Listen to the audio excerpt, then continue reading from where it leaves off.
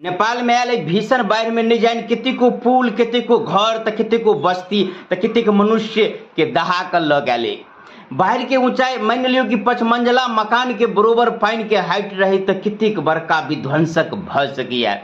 आपके लिए एले बाढ़ चलू कनी विस्तार से बतावा जा रहा छी कि ओई बाढ़ से अपना बिहार में कत कत क्षति है आ कत कत अलर्ट कल गई है। पहले जान ली अपना बिहार में कोई अलर्ट कल गई, कौन कौन नदी में खतरा है। तैसा मुख्य रूप से नेपाल के भोटे, कोसी आ त्रिशूली नदी में बाढ़ आये, जे कारण से भारत में कोसी आ गंडक नदी में अलर्ट कल गए। बाढ़ आवा के पूरा संभावना है, फिर किस जगह आब गए, जैसे कि बिहार के पूर्वी चंपारण, पश्चिमी चंपारण, गोपालगंज, मुजफ्फरपुर, वैशाली एहि सब जिला में नदी के तट पर जो बस्ती ओकरा सबके खाली करे के लेल कहने या वही ठाम खतरा बनल है। ओनहर कोसी नदी के किनार में जे सब बस्ती जिला है ओकरो सबके अलर्ट कल गए, ओहो ठाम खतरा बनल है। हाँ, एहि बाढ़ से कमला नदी पर कोनो असर नहीं पड़ल।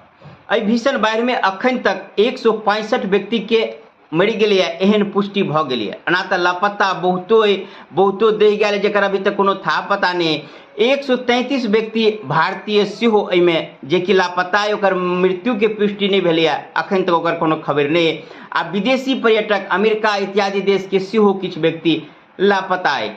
133 व्यक्ति केना भारत के फंसल के पछाड़ी कारण है कि इस सब मानसरोवर के यात्रा पर जाय छल, जे कि चीन के तिब्बत में स्थित कैलाश मानसरोवर, वही यात्रा पर किछु लोग जाय छल या किछु वापस अबै छल। वही रास्ता में ई घटना भेलै है चीन के तिब्बत इलाका में।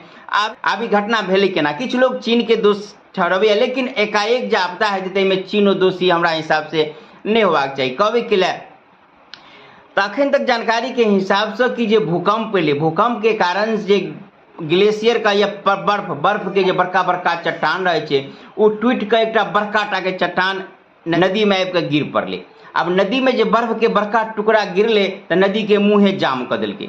अब पानी जे में बहत रहे तो पानी जे बहत रहे तब नदी के मुँह जाम हेतै तो पानी खार हेतै, तो पानी खार भेल। दोसर तरफ बर्फ सेहो किछु पानी के साथ मिलकर बर्फो पानी बनि गेल, या फिर पानी एते खार भ गेलै एकाएक पानी रुकते कते काल टूटबे करते, पानी खार भ कऽ फिर एकाएक जे टूटल तो एतेक ऊंचाई पानी लेलक कि गामक गाम, बस्ती के बस्ती नहीं जानि कतेको पुला, कतेको घर द्वार, कतेक व्यक्ति, तो कतेक में हाथी दहला के आबि रहल है, तो कतेक सांप दहला के आबि रहल है, तो कई प्रकार के दृश्य बनल है।